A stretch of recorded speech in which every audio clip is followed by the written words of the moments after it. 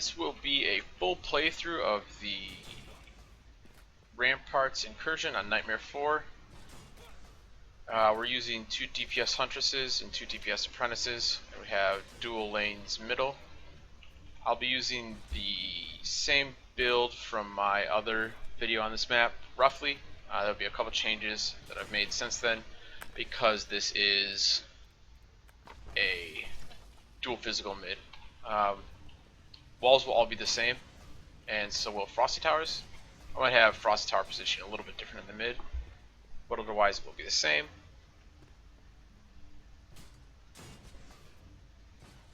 Still working on dealing with the stupid kobolds that run up from left to up here, and finding a perfect position where you'll minimize the Frosty loss pretty much.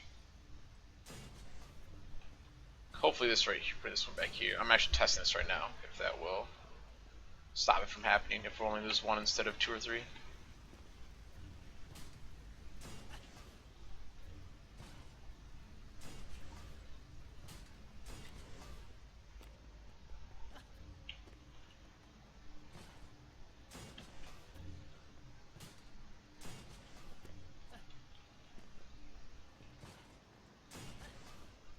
We'll have, because it's double physical mid, we'll have both the apprentices mid, 1 Huntress right and 1 Huntress left. I was right in that video, putting it right behind this shadow's the way to go. I'm gonna move this a little too far back actually. So because I'll be using a Blaze Balloon mid for the physical, I only put 2 traps here instead of the 3. Might do in the future a Lightning Aura and Serenity Aura instead of the Blaze Balloon, but I haven't tested that yet, but it's something if you're having issues mid you can test.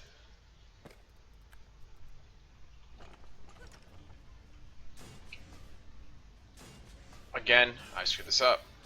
This will be just 2 traps. This lane is usually generally pretty easy. And because Blaze Balloon will cost me 50, have to account for that mid.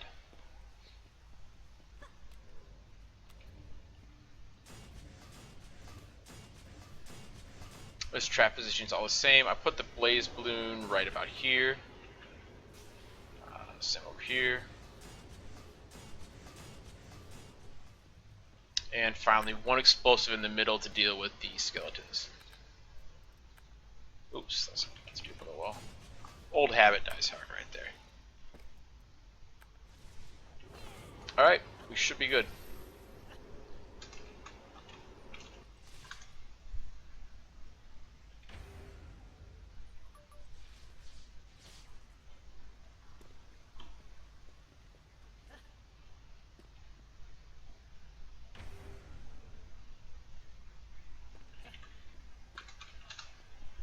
Alright, so we'll get this started. We'll go through it pretty quickly. No air on wave 1. Skeletons will spawn there and come here. They'll get slowed up by the Frosty Towers generally, so it actually takes them a while for them to die. So sometimes I will use a square here if I have someone with the appropriate stats, but it's kind of rare to find a good tank square.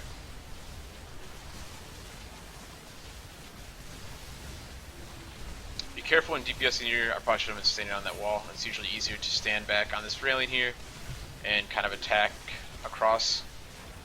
Just coordinate with the other person you're with in middle.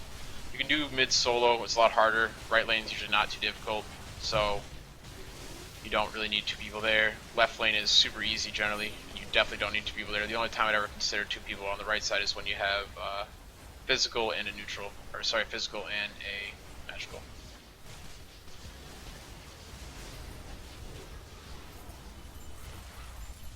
Wave 1 shouldn't be too intensive on healing. Always focus the burrowers first. You'll see me, whenever I see these guys, head out here and try and take them down before they burrow.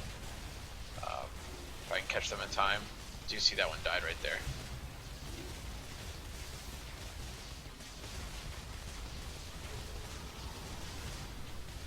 Wave 1 is generally pretty easy. It doesn't get difficult until waves 3 and 5. 5 being the most difficult by far. I'm going to run left, help left, because left is neutral. Can't do anything on right.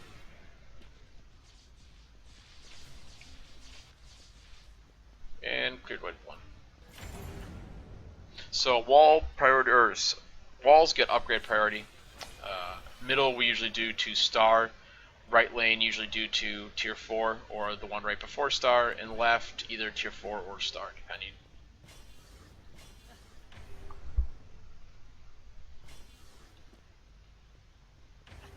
And then he upgraded the wall, which is fine. I usually like to upgrade the blaze balloon at this point. It doesn't make too much of a difference really. Because either way, I usually leave blaze balloons at tier 3. We have air mid right in this case. Forgot to look actually.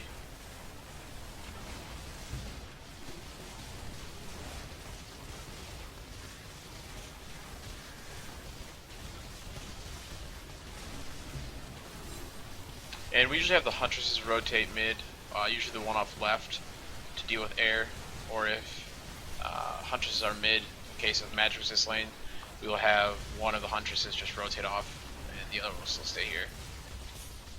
But for the most part, DPS apprentices are pretty bad at air, especially with my build that I have a video on. I don't use anti-air spheres, and I have anti-air spheres can't really fit into the build, so I am kind of useless against anti-air.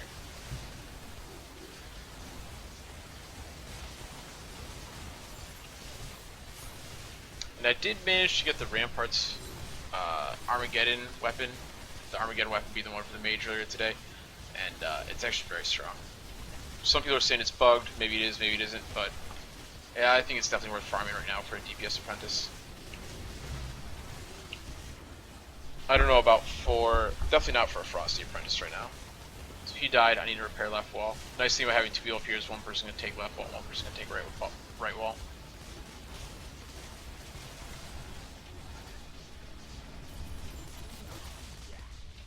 Sometimes you might have to manually set this blaze balloon off, so just if you're using the blaze balloon here, you could also use any of the other builds I talked about. I've just been testing the blaze balloon all day long, and it's been working pretty well. It ends up with like 25 or 30 million damage at the end of the map, if not more. So that's pretty good. I want to test electric auras there too, to see what kind of damage that does, but I haven't gotten around to it yet. So again, I'm going to upgrade mid wall.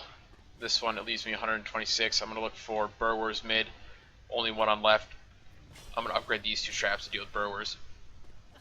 26 mana is a little bit low, but with the team I'm okay with that. And if any of them drop me a little bit of mana like this, we're perfect. Thank you guys.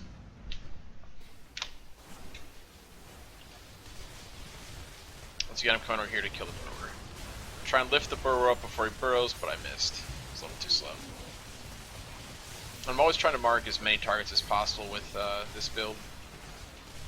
Huntress is pretty straightforward, but with this build it's always kind of about not just attacking one target, but hitting as many as possible.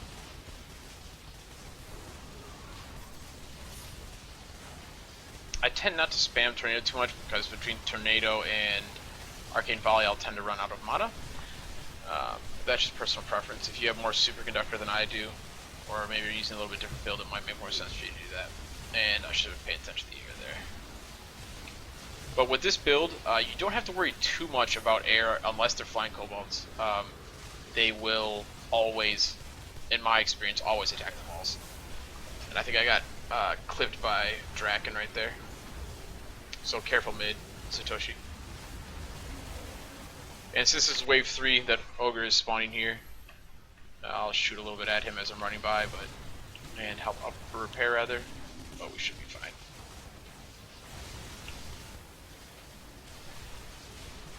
Oh, I'm repairing a trap. Nice little bug.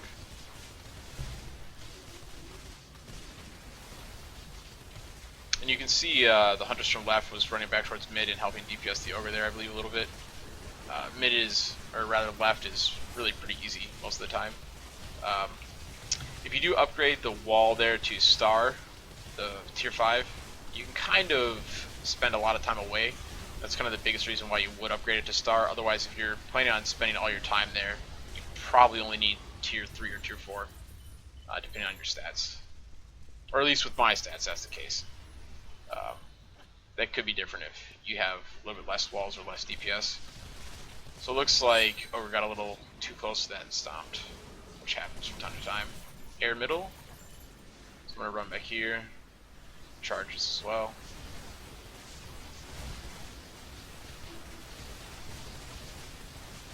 And I don't know if you saw it, a flank, or not a flank kobold, a kobold on the mini map there, if you look back, was running up. He exploded beforehand, but I don't know what the deal with that bug is or pathing issue is, but it's there. It's not too bad, but sometimes it kind of sneaks up on you.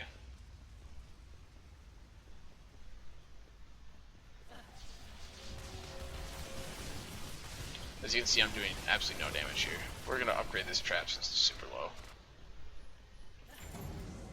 I'll upgrade this one as well. Yeah, I got it charged. Rebuilding it now. I didn't forget for once. I'm usually pretty forgetful about rebuilding Frosty Towers. I will admit that.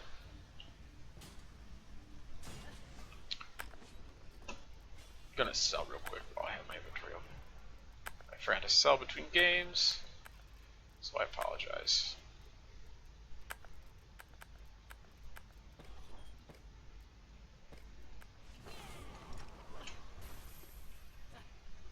Now, see the walls here. I'm gonna upgrade this to star and save 36 mana.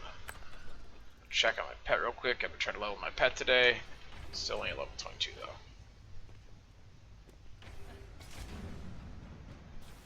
So my next priority will be to level up this Blaze Boon once more. I usually like to have it. That's why you don't send the walls right there, because the kobolds in part. I like to have it by tier 3 usually, but because I upgraded those 2 traps at the bottom right, I didn't have the mana for it. So there, I think we lost 2 Frostbite Towers to the bugs. The bug attack bounces. That's just... So we didn't have anti-air. There's also a couple flying kobolds. I might die here. No, I think we're good.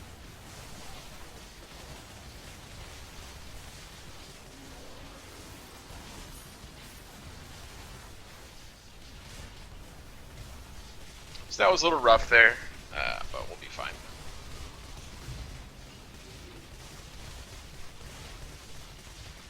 For air, I don't go out for air immediately. There's a pretty big spawn protection if you see here. I won't even be able to hit him for a bit. Now I can hit him. The spawn protections for air on this map are quite large, for the most part.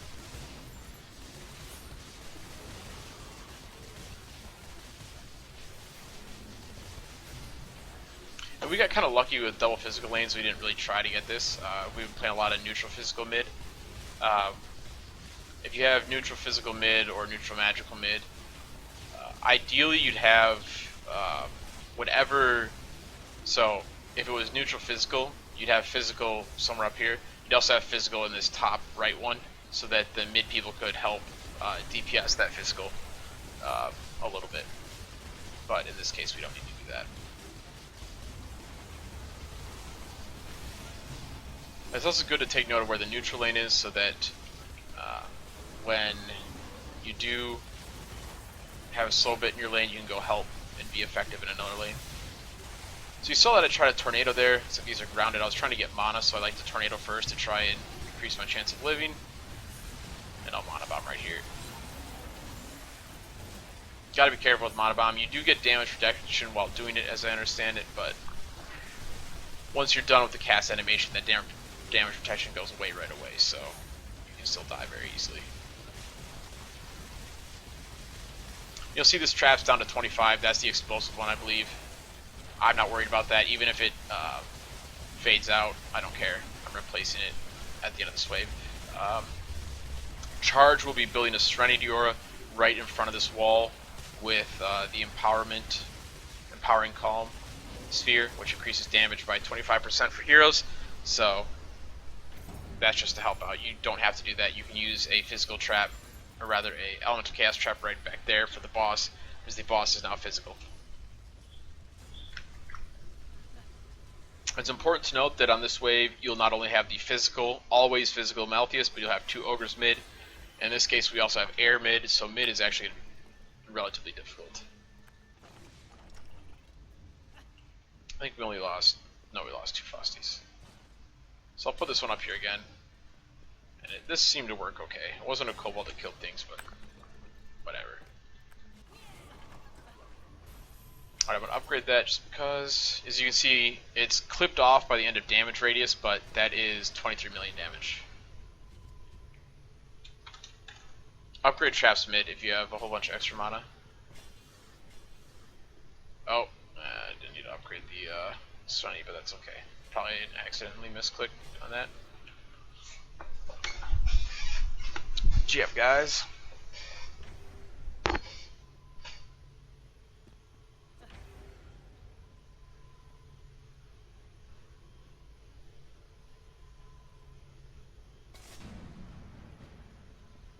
Alright, I'm going out for the Wither Beast. Wither Beast will really mess things up. I mean, that's, in my experience, the biggest reason why walls fall is they just get overwhelmed by damage because of Wither Beast.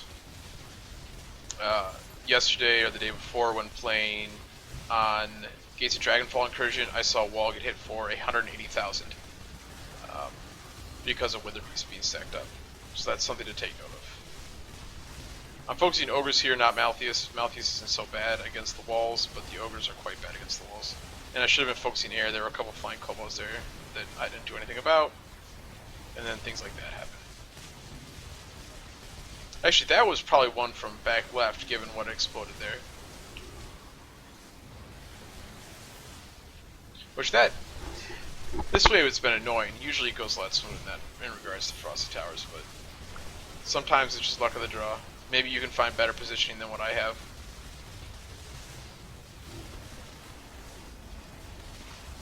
And at this point, you probably need to be focusing on more than just, as I was earlier, I was just focusing on my right wall.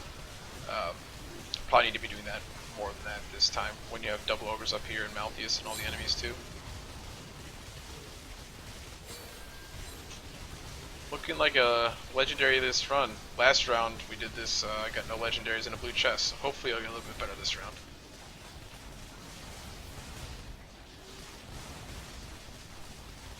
Actually, at the end of this one I'll show off the Armageddon weapon too, just real quick to show you what it's about. The square one seems to be pretty good. It gives a buff to defenses that you're nearby, defense power buff, so I would like to get that one quite badly.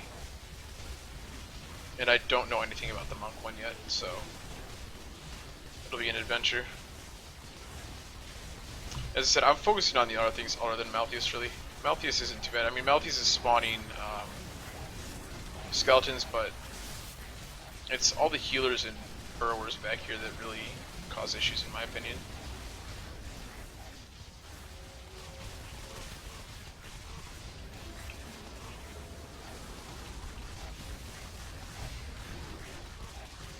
And usually I'll say I don't run out of mana unless I start spamming Mana Bomb. That's another reason why I'm pretty careful with how much I use Mana Bomb, is I don't want to run out. Oh, I did get a legendary, but it doesn't look to be the fancy new weapon, Armageddon. Nope. I can't tell what it is, but it's not Armageddon, sadly.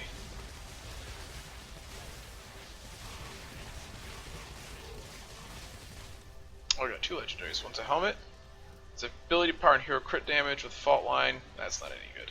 Fault line is good, but the rest of this stuff isn't. Oh, no, that was the only legendary I got there. And there's a bunch of air mid, and I wasn't paying any attention. Too busy looking at.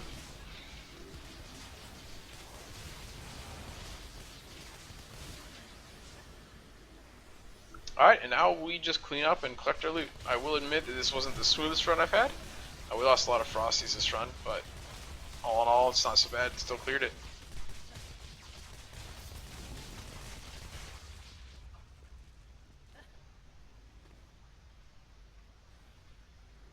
And shout out to Charge, Satoshi, or Digital, and the 13th Saint for doing this run with me. Making things easy. And I want to quickly show the apprentice weapon that I was referring to in my video, since in the original build video I showed the hunter's weapon. I'll now show you the apprentice weapon. These are the only two that I have so far. This is Armageddon. Its special passive is Weaver. Apprentice defenses that cause damage now mark their targets. This doesn't seem to be that useful of a passive given how the ability power build works for that I'm using, because you're not using any defenses, so I'm not entirely sure how great that is, but it is the best single target weapon. I'll show you the attack real quick. I jumped up like 30,000 damage with this weapon. I've heard it could be bugged, it's doing too much damage perhaps, but it is the best single target weapon. So once I get one of these with ability power, I'll probably drop my current staff. I haven't seen one of these or heard of one of these that has Arcanist on it, but even without Arcanist, I think I'll still I'll probably ditch one marked target for the increasing target DPS. And that's that, guys. If you have any questions or comments, leave them and I'll get back to you.